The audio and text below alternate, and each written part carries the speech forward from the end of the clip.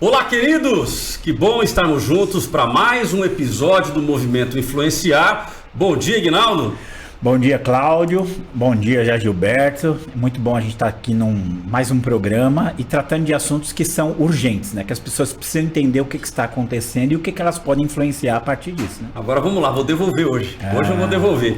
Toda vez que a gente começa o Movimento Influenciar, ele fala assim, Cláudio, fala aí dos 3 pilares. Então agora vai. 3 pilares do Movimento Influenciar. Primeiro, se indignar. Ok. Segundo, se posicionar. Ok. Terceiro, influenciar. Ok, então primeiro a gente tem que se indignar com tudo que está acontecendo. A partir da indignação, começa a ver o processo de mudança, nos posicionamos e influenciar outras pessoas para também se indignar, e aí o processo começa, né? Ele é cíclico.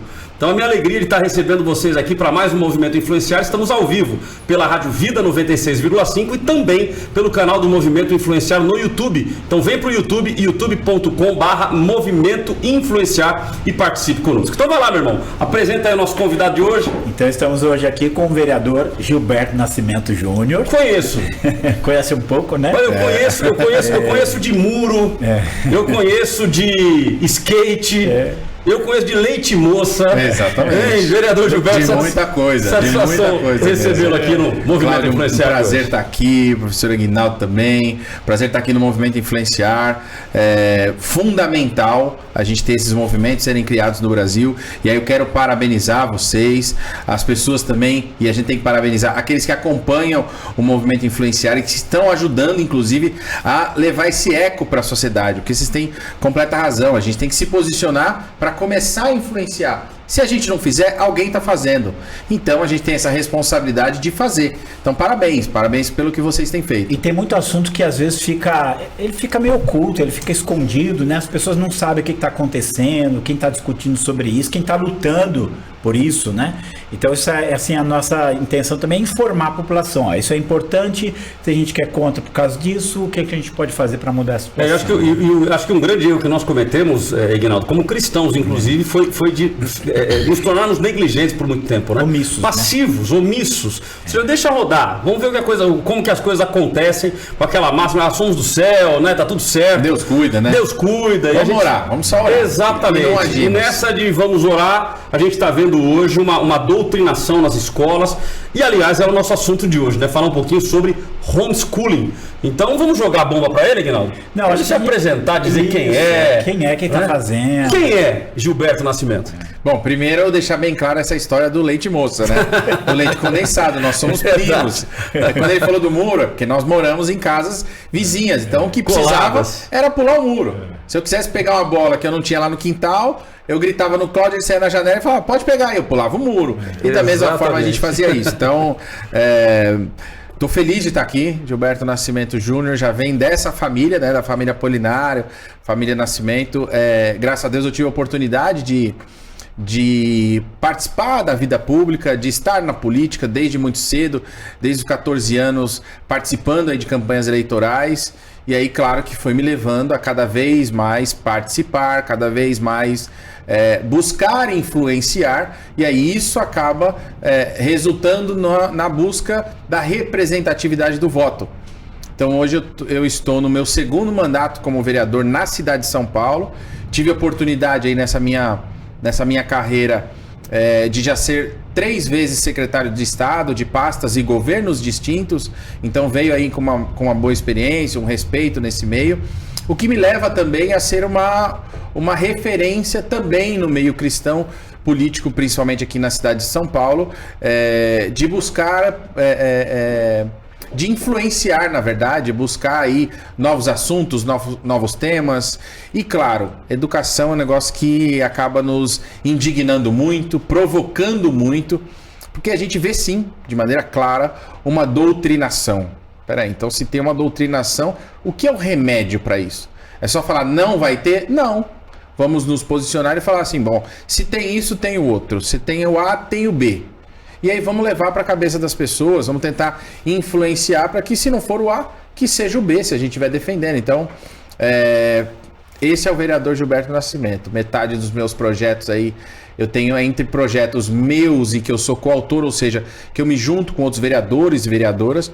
Eu tenho 115 projetos na Câmara Municipal, estou no meu segundo mandato, e eu tenho 38 projetos que já viraram lei. né? Metade dos meus projetos, eles ficam entre educação e desenvolvimento social, assistência e desenvolvimento social. Quem é daqui de São Paulo sabe que nós temos uma cidade morando nas calçadas da cidade de São Paulo. Mais de 33 mil pessoas morando nas calçadas. Então eu milito e atuo muito nisso. E também milito e atuo muito na educação. 50% dos meus projetos estão em cima da educação, né? E da assistência social. Então, por exemplo, de educação... além do homeschooling, que a gente já vai falar, né? Eu tenho, por exemplo, a possibilidade e aí criei projeto de lei, agora está em fase de teste em São Paulo, a questão da creche noturna. Porque se a educação é para todos, né? Se a creche é para todos, para os profissionais que trabalham na madrugada... Principalmente pensando numa cidade como São Paulo, né? Tem muita gente trabalhando nas madrugadas. Claro, a gente tem orgulho quando vem alguém de fora e fala... E aí a gente, claro, coisa nossa mesmo, né? Essa é a grande realidade. Chega lá minhas primas do Rio de Janeiro, e aí eu viro 00:15, viro pra Lila lá, minha prima, e falo assim, o que você quer comer? Tem qualquer coisa aqui na cidade. É a cidade que não para, a cidade que não dorme, né? Ah, não, eu quero comer um doce assim, assim, assim. Pera aí, vamos lá. E chega e tem gente servindo, tem gente trabalhando, a cidade vira 24 horas por dia. Isso nos dá orgulho, né? De falar que vira 24 horas por dia. Mas e os serviços? Eles estão acontecendo 24 horas por dia? Alguns sim, outros não. Esses profissionais trabalham. E a cidade, ela busca aí na política trazer um pouco mais de justiça. Porque a partir do momento que você tem 55 vereadores eleitos, você tem um extrato de 55 figuras ou fatias da sociedade.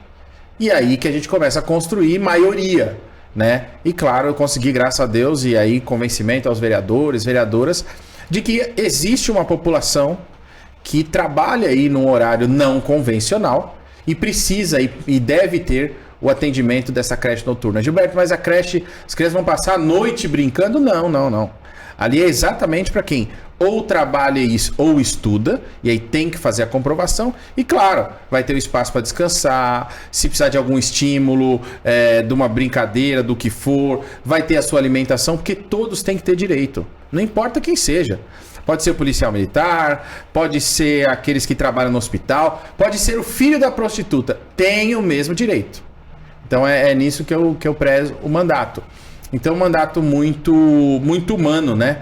Acho que a gente aprende no Evangelho e Deus nos ensina isso através da palavra, através das próprias atitudes de Jesus Cristo, de pensar primeiro no ser humano.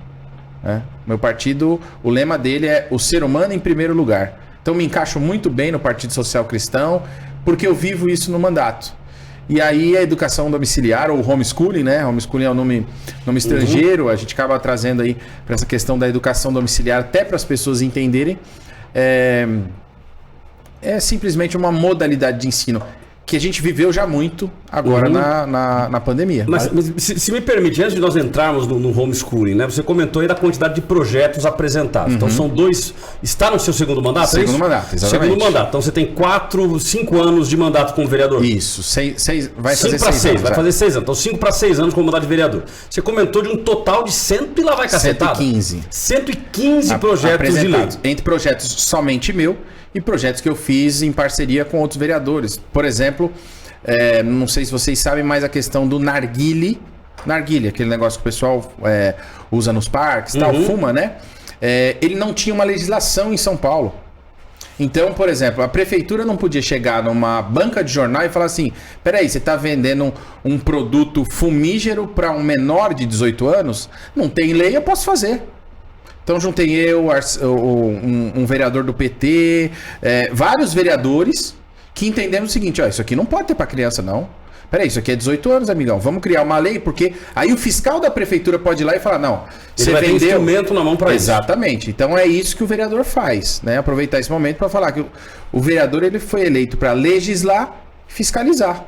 Criar lei, ver se a lei é boa, fiscalizar para ver se está mas a minha pergunta com relação aos projetos é o seguinte, você sabe que eu estou nesse desafio agora como pré-candidato a deputado estadual. E se Deus quiser, será. Amém. E vindo nessa linha, obviamente, da história do meu pai, claro, o evangelista Carlos Apolinário, o deputado hoje, deputado federal Gilberto Nascimento, que acredito que uma hora, mais hora, menos hora, natural da vida, né? Ou seja, vai seguir o seu caminho e o vereador Gilberto Nascimento assume aí, né? Quem sabe, amanhã como deputado federal. Sim, tudo isso é uma tendência. Mas, naturalmente, as pessoas, elas exigem de um candidato, e eu já estou sentindo isso como pré-candidato. Mas qual que é o teu projeto? O que você pretende? O que você vai fazer? E as pessoas querem saber, por exemplo, de alguém que está eleito, meu pai sofria muito com isso, a quantos projetos que você apresentou? Como se esse fosse o grande pilar. Só que se você pegar, são quantos vereadores? 55. 55 vereadores. Se cada um apresentar 10 projetos, 10, estou falando em praticamente aí um por mês. Isso. Em um ano, nós estamos falando em 550. Em 2 anos, são 2.000 projetos. E você comentou comigo que recentemente a prefeitura teve que fazer o tal do revogaço. Isso. Revogar um monte de leis que não tinham mais sentido para a cidade. São leis antigas, né? Exato. Então, a função de um vereador, a função de um político é apenas apresentar projetos de lei? Não. É rever, inclusive, e trazer esse equilíbrio para a sociedade através das leis. Porque o que rege a sociedade? O que rege até onde a GCM pode agir, ou o fiscal da prefeitura, ou até onde a prefeitura pode agir, está dentro de uma lei. E essa lei, construída pelo legislativo.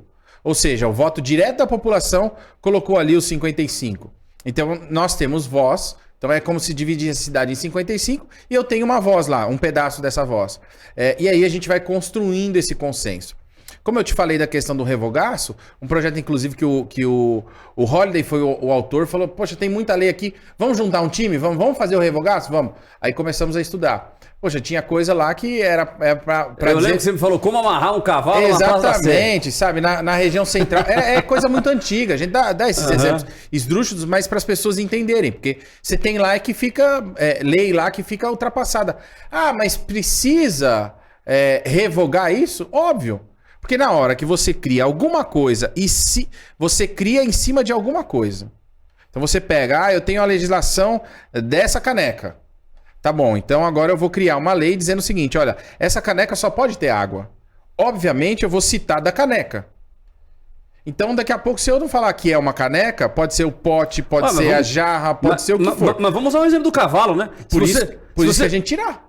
Se você pegar o cavalo, como amarrar o cavalo na Praça da Sé ou em qualquer lugar público. Na região central. Aí você vai lá amanhã e não revoga essa lei. Aí você vai lá e faz uma outra lei agora para retirar um determinado poste. Aí o cara fala, não, peraí, se você tirar o poste... Essa não pode porque tá reservado pro cavalo. Não pode porque tá reservado pro cavalo que vai ser amarrado. Pô, mas não tem mais cavalo lá andando dessa forma. Então, ou seja, é isso, né? Ou seja, é você estar atento às leis do município, do estado, para quem é deputado estadual, da federação, do Brasil inteiro, para quem é deputado federal, para que a população tenha uma melhor estrutura. Aí entrando na questão do homeschooling. Por que homeschooling? Por que a decisão de um projeto como esse de escola em casa? O que é exatamente isso aí?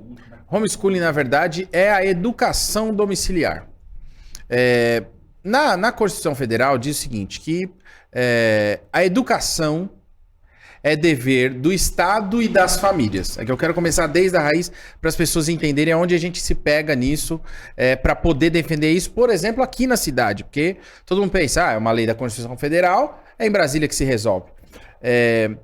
Quando na Constituição Federal diz que é dever do Estado e dever das famílias, então ela entende que dá duas opções.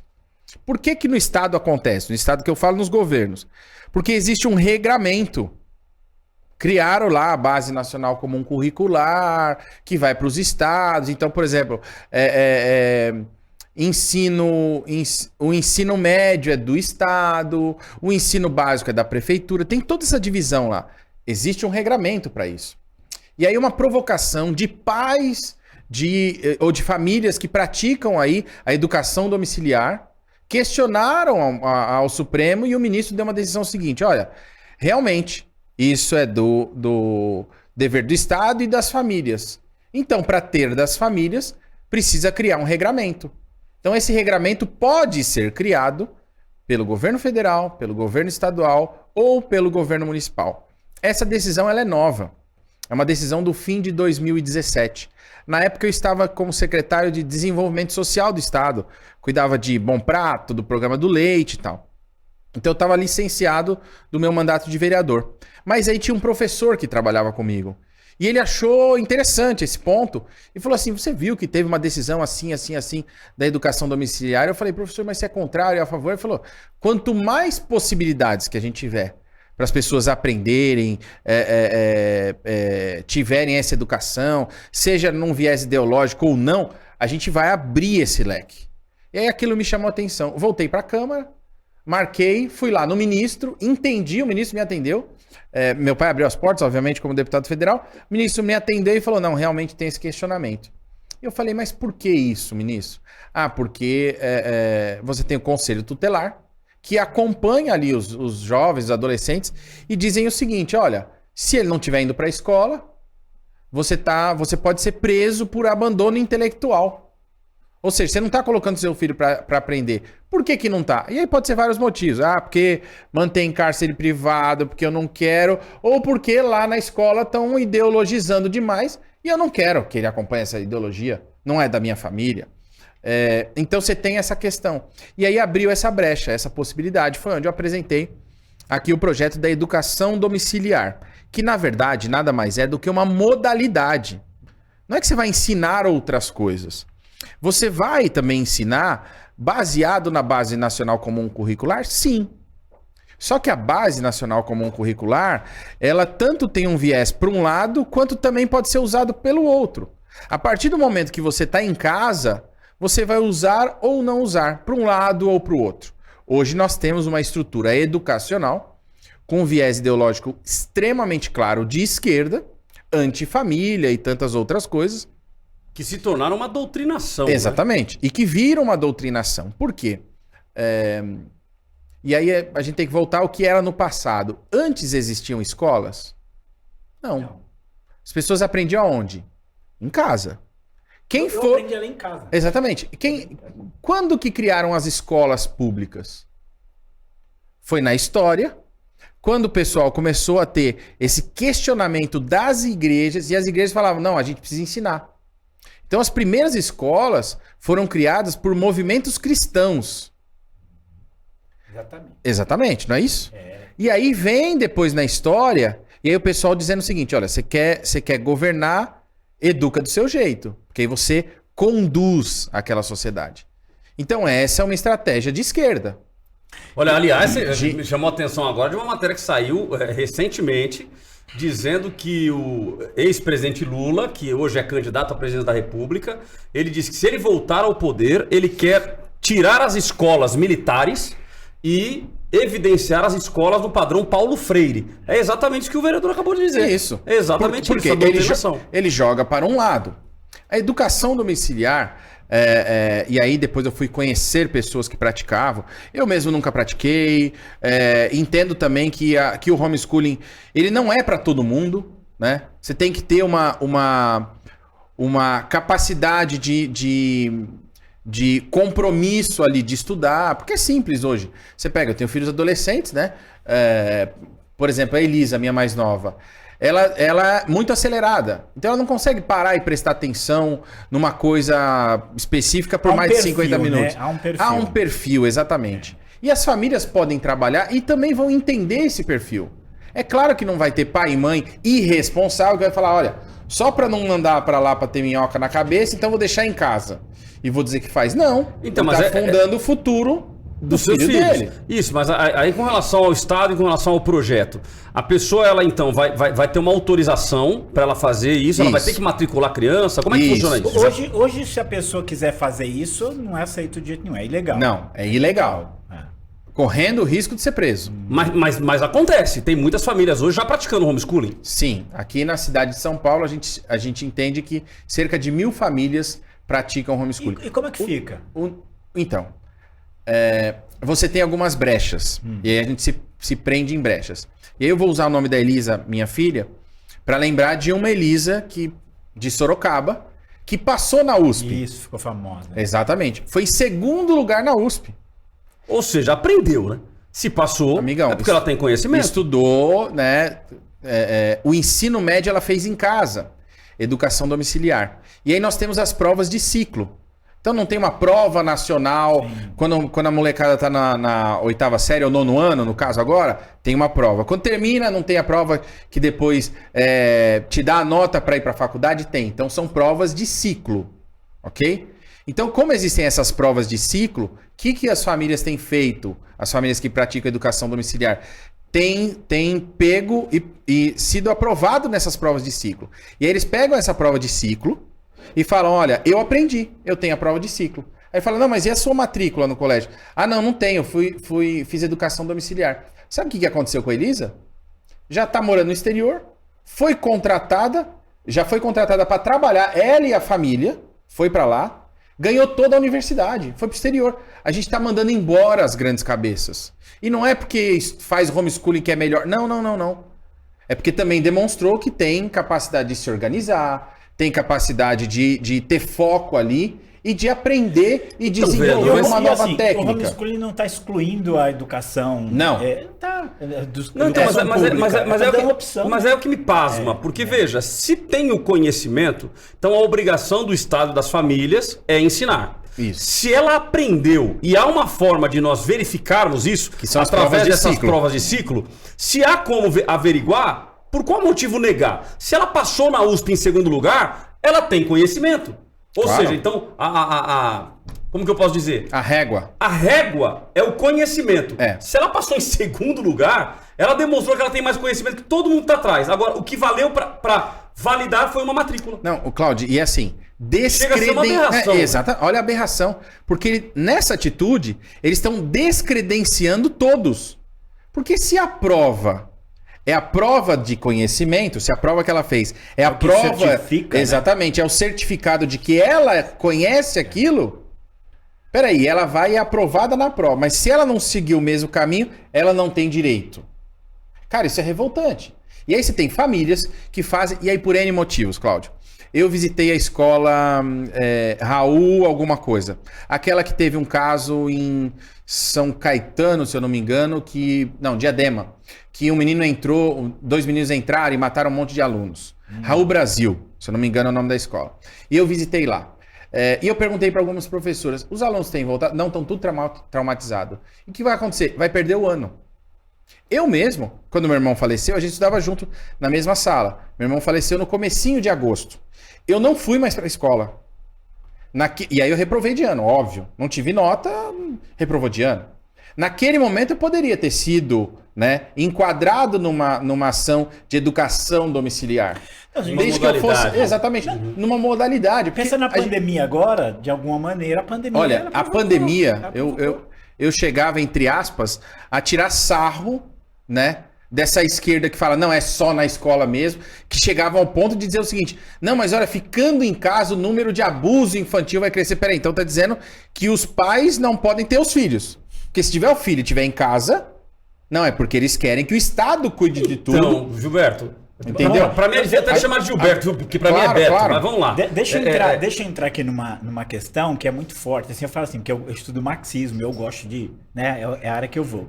Você já lê, desde o Manifesto Comunista, que essa ideia do Estado assumindo tudo, tá lá. Isso, mas é esse o ponto que eu ia entrar. Estamos alinhados. Esse é o ponto. Ou seja, será que não é da esquerda, a esquerda não aceitar? Não é exatamente por isso? Peraí, se a criança não estiver na escola, estiver dentro de casa, o pai vai ensinar o que ele quiser. Se ele está aqui dentro, eu ensino a ideologia. Eu ensino o que eu quiser. Porque, Cláudio, é o seguinte, não foi só para esse caso, por exemplo, do Raul Tabajara, não. Você tem crianças hoje que sofrem bullying, estão traumatizadas. Você tem aquelas que têm dificuldade de mobilidade. Peraí, e a pandemia veio só para dizer o seguinte, olha como dá certo. Essa é a grande realidade. Tanto é que eu tirava sarro deles, eu falava, gente, nós já estamos numa educação domiciliar.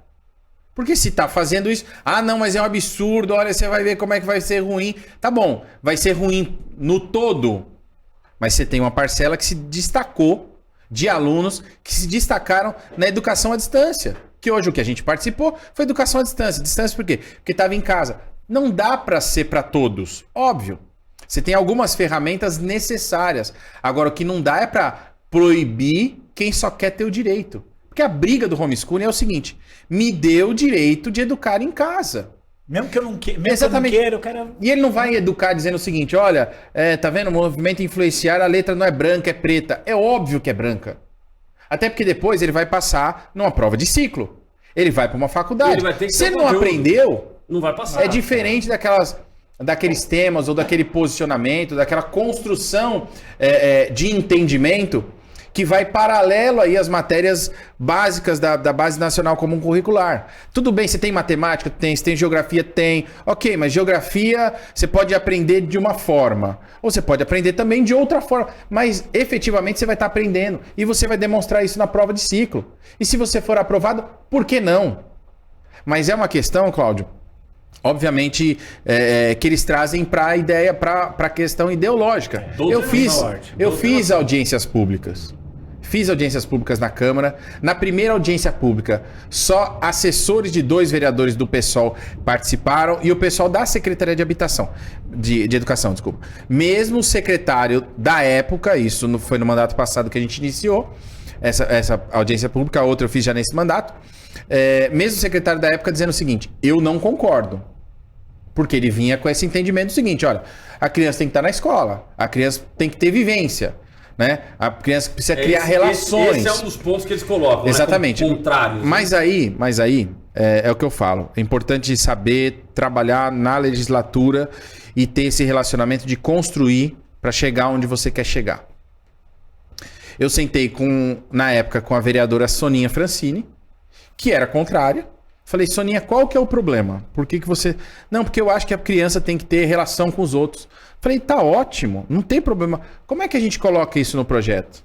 Falei: vamos colocar. E colocamos um texto dizendo o seguinte: olha, comprove que ela fez passeios, comprove que ela pode estar numa escolinha de esportes, comprove que ela sai de casa. Só isso. Essa comprovação hoje a gente tem pelas redes. É só ver. A criança sai de casa, vai no parque. Você acha que ela vai brincar só com a mãe? Esquece. A criança chega no parque... As igrejas, né? Pra quem é cristão, então é mais fácil ainda, porque vai lá na escolinha das crianças de domingo e tira foto. Tira foto e fala: ó, tá vendo? Tá tendo vivência. Você entendeu? Então, esse discurso ele não cabe pra eles. Não cabe, efetivamente não cabe. Até porque criança é diferente da gente.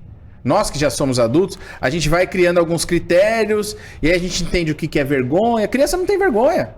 Criança chega, tem 10 lá, ela entra no meio e acabou. E no fim sai achando que todo mundo é amigo, porque todo mundo brinca. Adulto, se um der um tapa na orelha do outro, nunca mais se fala. Exatamente. Ou melhor, não nem dá tapa, né? Só falar uma coisa que o outro não gosta, não se fala. Agora, a criança uma morde a outra, no dia seguinte tá brincando junto. Exatamente. Agora, por exemplo, e aí é o que eu falo para as pessoas. Tenho falado isso e principalmente para aqueles que estão nos acompanhando. Põe a mão na consciência. Quando é que você aprendeu a mexer com dinheiro? Foi na escola? Fazer conta ali? Ah, ele me deu 100, voltou 30. Não, ali é só no papel. Você não tem a referência do que é o dinheiro. Porque ele fala: ó, tinha 10 maçãs, comeu 3, quantas ficaram? Ficaram 7. Isso é uma coisa. Outra coisa é você ter a vivência com o dinheiro. Onde é que você aprendeu? Quando você foi com a sua mãe na padaria, no mercado, quando você viu aquilo. Quando ela te ensinou, ou algum familiar, seja lá quem for. Foi na padaria, ó, tá vendo essa moedinha, ó, 10 centavos. Aí você começa a entender na prática o que é. Então, existem modalidades de educação. Modalidades de ensino, não de educação, de ensino. E o homeschooling, a educação domiciliar, pode e deve ser uma dessas. Porque o que a gente está tendo é uma busca pela liberdade de verdade. Pela liberdade, inclusive, das famílias. De escolha das famílias. Nós temos casos, por exemplo, tem um rapaz que está na Irlanda e ele fez FGV aqui. Ele fez a mesma coisa. Morava em Minas, o pai dele era professor de geografia, a mãe dele também trabalhava na escola, não me lembro agora, e ele chegou no ensino médio, ou seja, primeiro, segundo e terceirão lá, chegou pro pai e falou assim: pai, eu quero fazer educação domiciliar. Ele falou que demorou pro pai dele. Não, na verdade ele fez isso no sétimo, oitavo ano. E o pai dele falou: não, quando você for pro ensino médio, eu vou fazer um teste. Professor de escola. Se você for bem, ok. Eu vou te passar todas as matérias, você estuda, se vira. Conclusão, o pai dele ficou convencido que dava certo. O que ele fez? Veio para São Paulo, estudou na FGV, hoje tá trabalhando na Irlanda. Ou seja, um grande cérebro, que aí a FGV entendeu o seguinte: olha, não, eu posso fazer, porque aí é uma questão privada, eu vou encarar, vou aceitar, a USP não aceita. A FGV aceitou, fez, hoje está na Irlanda. Tem vários casos. Tem uma associação aqui em São Paulo que eu participo de debates, a gente constrói as políticas públicas, né? Esse entendimento de como tá, por que a gente quis dar entrada em São Paulo, porque se aprova em São Paulo, claro, é notícia no Brasil inteiro, fortalece outros municípios, fortalece outros estados, para que possam aprovar também a educação domiciliar. Ela é professora da rede, é professora municipal da escola, da escola pública, e aí ela falou assim, o meu filho não acompanha. Ela é professora. Meu filho não acompanha. Não está dando resultado. Eu, por opção, deixei ele em casa. E estou fazendo educação domiciliar. Ela falou, o meu filho hoje, depois de 3 anos, está muito melhor do que as crianças. Você pega uma sala aí com 36, 38 crianças, é uma coisa. Você sempre vai ter gente... você sempre vai ter criança que consegue evoluir na matéria, você tem criança que fica para trás, né? Você não tem, ou a gente nunca se comparou dizendo o seguinte, ou alguém da família, meu filho não estuda e tira 10. Não, o meu outro filho estuda pra caramba e tira 6. Perfis.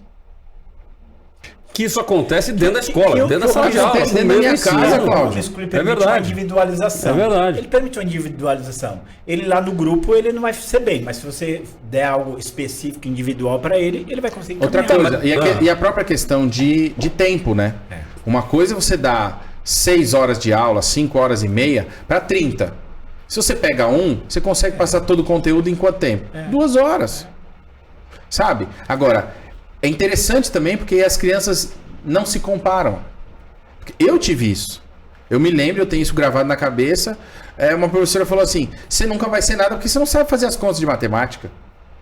Cara, eu me senti diminuído e comecei a ficar de recuperação e o tempo inteiro repetindo duas vezes a matemática. Violento, né? Porque exatamente. De repente a pessoa tem uma tendência mais para humanas do que para exatas e assim por diante. E aí uma insensibilidade. Eu me bloqueei e falei assim, ixi, matemática não vou saber nunca. Aí quando eu precisei lá na frente, que aí uma prima minha veio e falou assim, eu vou te ensinar, onde é que você travou? Lá atrás. Que depois eu não consegui acompanhar. E aí fui repetindo, fazendo recuperação, exame. Ou seja, nesse caso, peraí, se eu tivesse a minha prima ou alguém que estivesse disponível para falar, onde é que você não entendeu? Porque a minha professora, não é que seja maldade, mas ela nem tempo tinha. Na minha sala tinham 46 aqui no Colégio da Polícia Militar. Ou talvez ela achou que essa fosse a didática adequada. Né? Falou, exatamente. Vou puxar, quem sabe assim ele vem. Vou apertar, não, mas apertou e eu travei. Entendeu? Então é uma questão que você tem perfis. Gilberto, um monte de gente fala que homeschooling é só pro cara rico. Não é só pro cara rico. É para qualquer pessoa, desde que consiga se dedicar. E outra coisa, ninguém tá proibindo de ter professor em casa. O cara que tem condições pode contratar um professor? Pode. E aí a esquerda bateu muito dizendo, olha, é uma questão que você só quer por causa das igrejas e que não sei o quê. Eu falei, não. Olha as pessoas que podem utilizar a educação domiciliar. Caminhoneiro. As famílias de caminhoneiro, o que acontece? O cara viaja, tem 2, 3 famílias. Por quê? Porque não carrega a esposa, não carrega o filho. Agora, se ele tem essa possibilidade... E não vai por quê? Porque tem escola. Verdade. Puxa, fica preso. Ele tem escola. Ele tem que ficar ali por causa da escola. Ele, é o artista de circo, é o cara de televisão, é o cara de novela, é o filho do empresário. Quem precisar hoje se movimentar... Então, por exemplo, você tem muitas famílias que vivem do turismo. E o turismo é sazonal. Então, você pega o cara que está em Ubatuba, ele fica 6 meses em Ubatuba trabalhando no turismo. Depois, 6 meses, ele sobe para onde? Para Campos do Jordão. Num caso desse, basta você ter o filho matriculado ou vinculado lá, ter o material e educar. Mas eu ia fazer uma outra pergunta. Se eu também... fala a questão de igreja. Tá, mas se eu acho que a educação que está sendo dada na escola é contra os meus princípios. Não é uma razão boa também? Então, mas aí... Sim, então é uma razão justa. Encaixou num ponto que eu gostaria de ir também, velho. Razão justa é. É uma razão justa. Com certeza. Que é a questão do influenciar, né? A gente está aí com o movimento e a ideia é influenciar as pessoas numa linha de pensamento conservador. Ou seja, valores, princípios, família natural, que nós entendemos que a família é criada por Deus, assim por diante. Nós temos visto inúmeros exemplos, como por exemplo, num colégio nos Estados Unidos, os pais estão processando a escola porque os professores estavam ensinando os filhos a mudar de sexo. Isso. Ou seja, professores de matemática, de física, de geografia, ensinando os filhos a mudar de sexo. E isso não tá na Base Nacional Comum Curricular. Poxa, não tá. Pô, peraí, o camarada ensina um negócio desse. Então, quer dizer, nós estamos vivendo de uma influência do mal. Existe uma influência que pra nós é do mal. Pô, de repente pra eles fala, não, pra mim é a do bem. Ok, cada um tem o seu ponto de vista. Então, né? mas aí a educação domiciliar também ajuda. Mas Porque na hora que você fala, olha, então eduque em casa ou ensina em casa, ele vai pegar a Base Nacional Comum Curricular, porque no meu posicionamento, assim, não dá muito pra gente sair hoje da Base Nacional Comum Curricular. O que dá pra gente fazer é filtrar. Não, eu acho que isso a gente tem que filtrar. Eu acho que e a educação de valores, né? E a educação domiciliar ou homeschooling, na verdade, é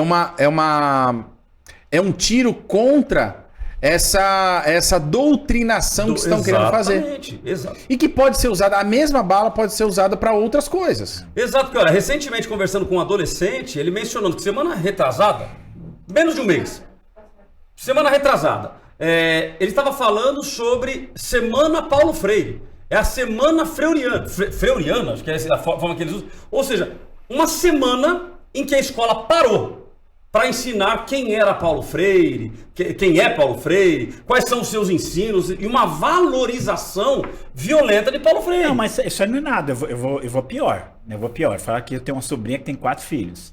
A escola dela, Halloween, a professora chegou e falou, todos os professores falaram para os alunos, amanhã é Halloween, os meninos podem vir vestidos de meninas e as meninas vir vestidos de... Podem ou devem?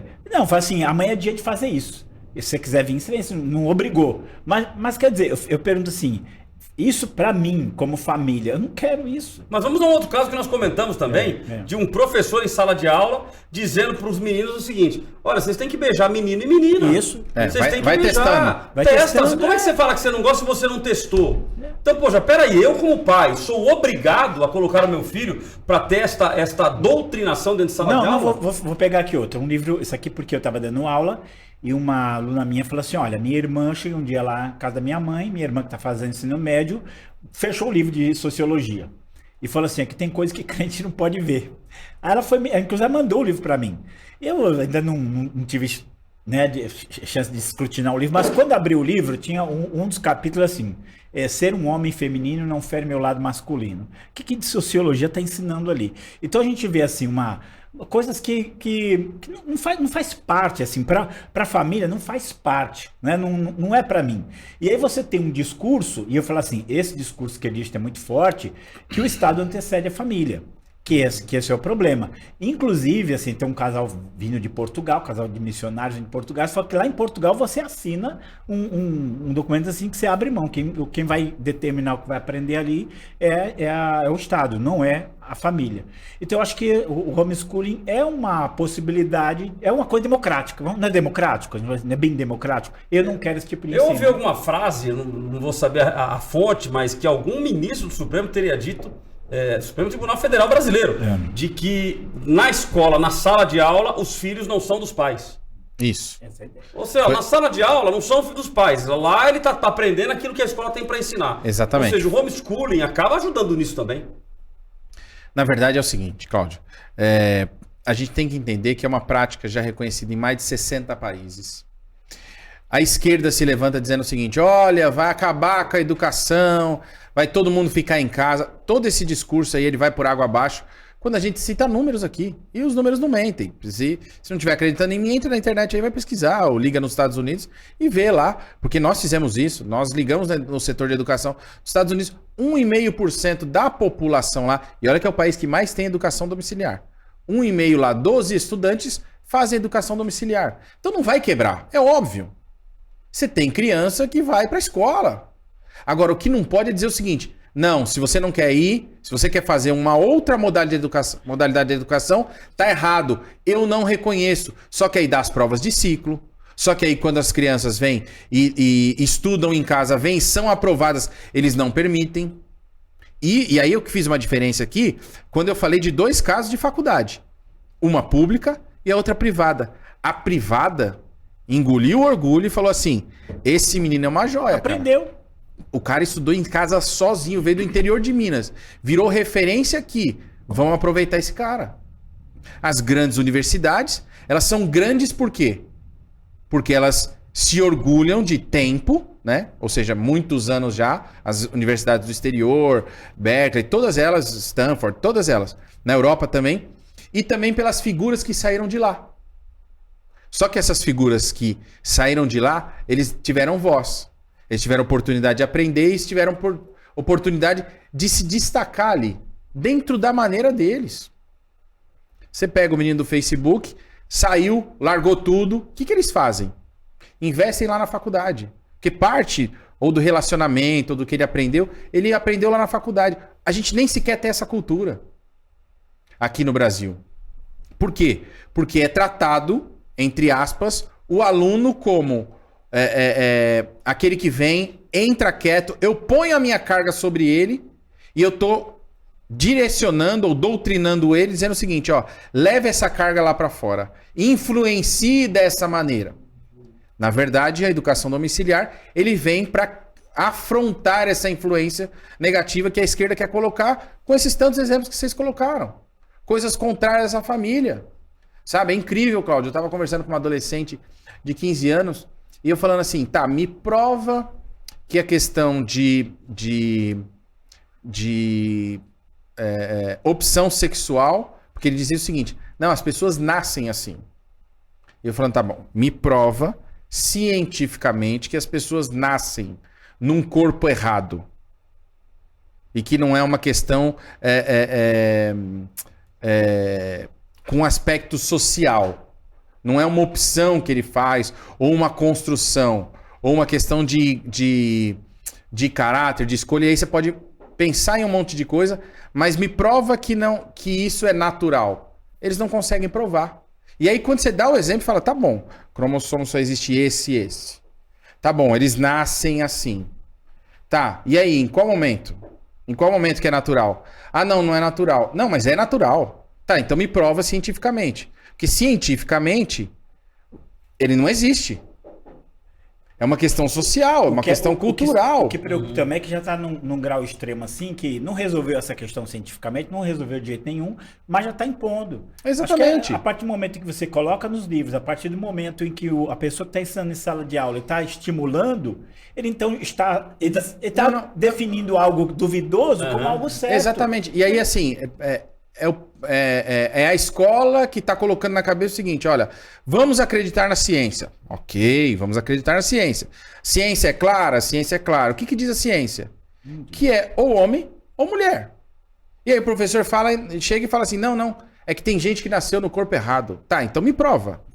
Não tenho prova. Ah, então não é verdade. Não, é verdade porque eu aprendi assim. Não é ciência, porque ciência é parte da prova. Exatamente. E assim, a ciência vale para uma coisa e não vale para outra. Não faz sentido. E o que eu tô querendo dizer isso? Bloquearam na cabeça desse adolescente, colocaram na cabeça e ele acredita nisso piamente. E aí você vai pra discussão e ele fala assim, não é. Por quê? Não, porque eu aprendi assim, eu convivo, entendeu? E aí começa a rotular. Exato. Não, a sua visão é essa. E tal. Não tô falando de visão, não, gente. Detalhe, tô falando da ciência. Ainda vamos dizer que o teu discurso é um discurso de ódio. Exatamente. Vamos dizer que o teu discurso é um discurso de intolerância. Querem rotular. Ou seja, querem rotular. E é muito importante a gente entender esse processo como um todo, porque vocês comentaram de uma pessoa aí, uma mudança de sexo. A minha esposa é psicóloga, minha filha é psicóloga. Hoje o Conselho Federal de Psicologia, se a pessoa ela é heterossexual e ela chega no consultório junto lá com o psicólogo e fala, olha, eu tenho tido tendências homossexuais e tal, ela é obrigada a tratar para que a pessoa se torne um homossexual. Se ela, por um acaso, disser para a pessoa assim, olha, não é melhor, olha, tem a questão da heterossexualidade, você não quer firmar a sua heterossexualidade, ela corre o risco de perder o seu registro no conselho. Então veja, nós estamos indo para um caminho que, exatamente, no meu entendimento, começa na educação. É uma imposição. Uma imposição. E aí eu parabenizo vocês com o movimento Influenciar, porque as pessoas têm que acordar para que comece a influenciar, para se colocar... todas as áreas. Exatamente. Né? Para se colocar questionador desses pontos. Que é o que eu fiz com esse adolescente. Não é você falar assim, não, e acabou. Senão a gente vai estar igual a eles. Igual ao outro lado. Não, e acabou. Não. Vamos comprovar que científico... mas não podia existir, amigão. Então volta na história, vê quem inventou homem e mulher e vai reclamar lá. Mas que não existe, não existe. Aí você pega... Só para concluir aqui. O que você falou... eu vou tentar até simplificar um pouco mais para tirar a palavra de obrigatoriedade. É assim, a pessoa vai no psicólogo que quer se descobrir como homossexual. Pô, legal, posso te ajudar. Agora, chegou lá e fala assim, não, eu quero voltar, você me ajuda? Não, não posso te ajudar. Não posso te ajudar. Tem uma coisa isso aí. estranha. Se for homossexual e quiser voltar, não pode. Exatamente. Não pode. Ah, eu não provei pode. e não gostei, quero voltar. Ah, me identifico mais lá. Ok, não pode. O que eu ia falar assim, É isso aí. o que eu ia colocar é, pensa bem, nós estamos falando de um assunto complexo, que é a sexualidade humana, é complexo. Agora, o que eles estão fazendo? Eles estão politizando, eles estão academicizando, porque aí você começa com um monte de teorias, e você está, pior, né, judicializando, porque agora você também entra na questão legal, né? Jurídica de estudo. Então isso tudo fica uma coisa assim opressiva para qualquer pessoa que questione, né? Para qualquer pessoa que questione. Agora tudo isso não vai para educação? Exatamente. É onde eu quero puxar essa linha da pipa aí para voltar, para mostrar o seguinte, a gente foi num extremo, mas por que tem a ver? Porque aqui na ponta, se a gente também não se posicionar e não der essa liberdade, você acaba conduzindo ou se deixando ser conduzido. Porque o que a gente está falando, aprendeu aonde? Aprendeu na escola. Esse assunto que eu falei com esse adolescente, aprendeu na escola. E a escola fez a cabeça. Agora, a gente está falando de sexualidade, tá bom. Então, vereador... Ela tem o direito de fazer a cabeça? Essa é a pergunta. Num assunto desse? Então, a Base Nacional Comum Curricular... não fala nada sobre isso. Fala, assim, sobre a questão sexual, na questão de biologia. Você fala até alguns pontos que você pode entender que são possíveis de serem colocados numa educação ali. Mas a questão comportamental, e essa é a grande diferença, uma coisa é o natural, outra coisa é o comportamental. Então, mudou-se o comportamento, seja de uma criança, do adolescente, do velho que for. Se mudou, é uma questão comportamental. E aí o desafio me prova o contrário que não é. Porque se a ciência fala que não tem, e eu vou seguir a ciência, e a ciência também estuda os comportamentos, então isso é uma questão comportamental, não é natural. Mas estão colocando na cabeça das crianças que é natural. Que nasceu no corpo errado. Não. Pode ter se descoberto depois, numa questão comportamental complexa, não é simples, né? Estímulos, relações, numa questão comportamental maior, pode ser falado, não, eu não quero ser isso, eu quero ser aquilo. É uma coisa. Agora, estão colocando na cabeça das pessoas o que seria o antinatural. E o homeschooling, ele de alguma maneira, você vai filtrar essas coisas. Sim. Você vai filtrar. Não, inclusive dá liberdade, na verdade. Mas eu queria ir um pouco mais longe, vereador. O nosso tempo voa demais. Já estamos quase no fim aqui. Mas... se eu perguntar para você a base de uma sociedade e eu afirmar que está na educação, você diria que sim? Que a sociedade... se você pegar esse projeto de esquerda, ele não começou hoje. Não, ele começou há 30, nenhum. 40 anos atrás, catequizando e doutrinando professores. Cláudio, que hoje estão doutrinando crianças. Exatamente. Vamos voltar aqui, acho que da nossa idade aqui. A gente tem proximidade de idade. Embora minha barba mais branca... mais novo, obviamente. A barba branca, eles vão dizer que eu sou mais velho, mas eu sou mais novo. Mas na nossa fase, você não tinha uma doutrinação. Sim, mas você concorda que era uma base que estava sendo montada para um dia aparecer? Exatamente. Você tinha um ou outro caso. E aí virava escândalo, era o que for. E aí o que eles fizeram? Opa, vamos pelas universidades. Porque aqui está formado, aqui o cara vem, a adolescente vem cru, e a gente vai dizer o seguinte, ó, quer aprender o que é a vida? A vida é isso. E aí começa a colocar esse ponto. Esses professores, esses alunos, hoje são professores. Exatamente. Esses alunos hoje são médicos. Esses alunos hoje são psicólogos que estão à frente lá do conselho. São jornalistas, são políticos, são advogados. Então isso começou lá atrás. Começa pequeno. Uma jiboia não mata não come um cachorro pequeno. Não, tem que crescer, tem que ser alimentado. Vou dar um exemplo. Mas você acha que é educação, Guilherme? Não, vou dar um exemplo aqui, né? Vocês estão fugindo da resposta, mas tudo bem, vamos lá. Um exemplo que eu dou muito. Marilena Chauí. Marilena Chauí, né? Todo mundo conhece, é dona da cadeira de filosofia da USP.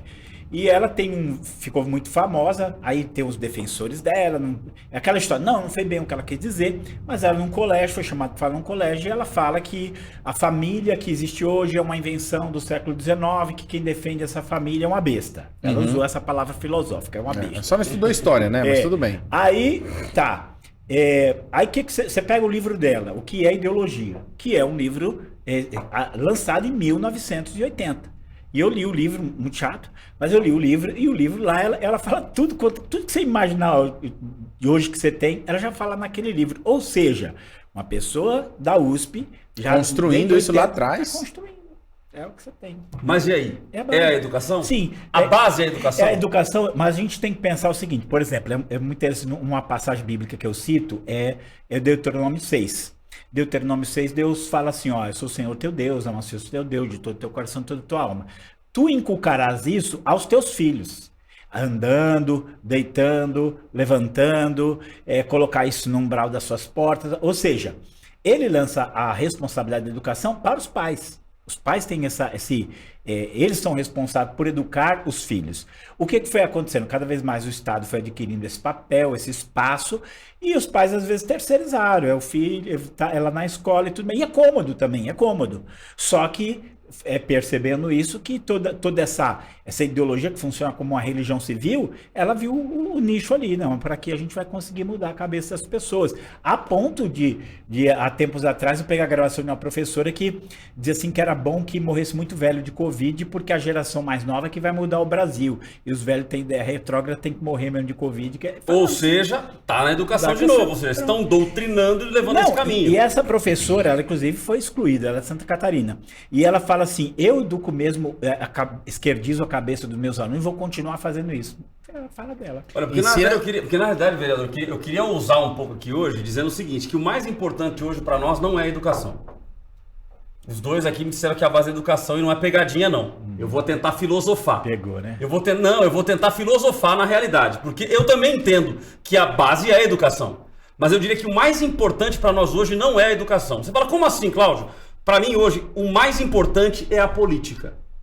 Você fala, peraí, mas por que o mais importante é a política? Porque é na política que homens como o vereador, que estão lá hoje brigando pelo homeschooling, vão influenciar para que a educação não continue piorando como ela está piorando.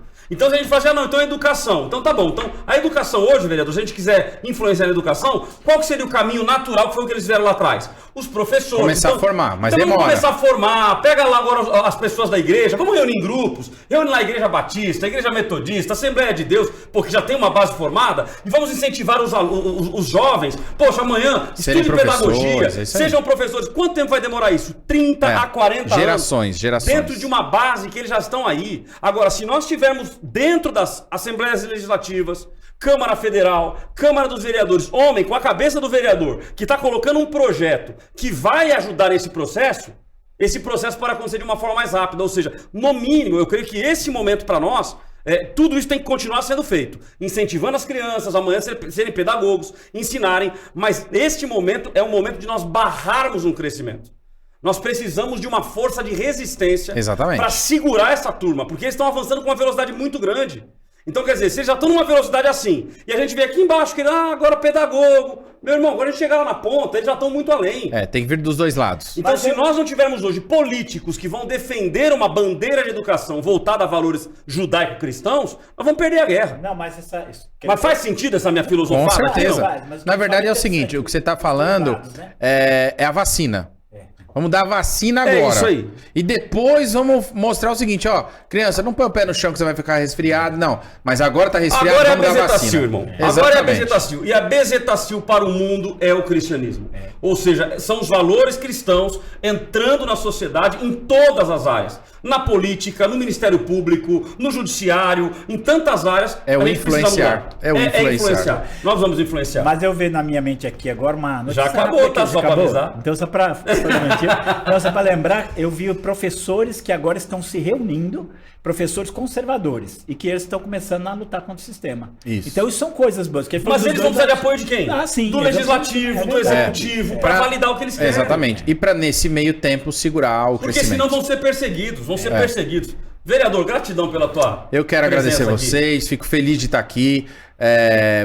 Serei também um influenciador, tenho me dedicado a isso. Cláudio está de parabéns, professor está de parabéns. Todos aqueles que estão seguindo. Eu vou te pedir também, né? Para vocês que estão seguindo, que estão acompanhando, que estão ouvindo, comece a falar do movimento Influenciar. É extremamente importante. Eu digo que é fundamental esse posicionamento que o Cláudio fez, sabiamente dizendo, ó, precisamos responder na política. Porque na política a gente consegue segurar o crescimento do inimigo. Rinaldo, gratidão mais uma vez. Eu que agradeço.